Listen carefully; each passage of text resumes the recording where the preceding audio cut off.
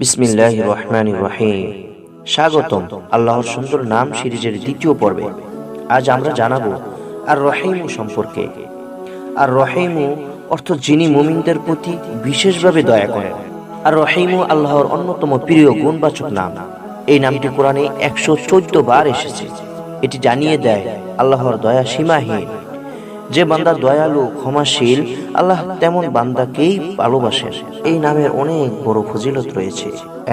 100 বার পড়লে হৃদয় নরম হয়, দয়া ও সহানুভূতি জন্মে, মানুষকে সহজে ক্ষমা করতে শিখে।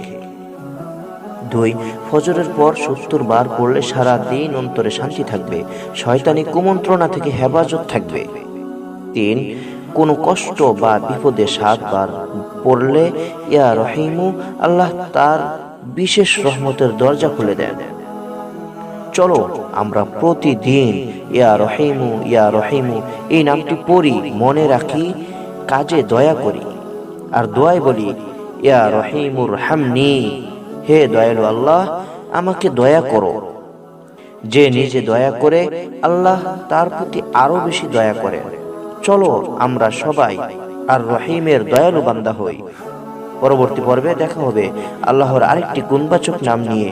আসসালামু আলাইকুম ওয়া রাহমাতুল্লাহি ওয়া বারাকাতুহু।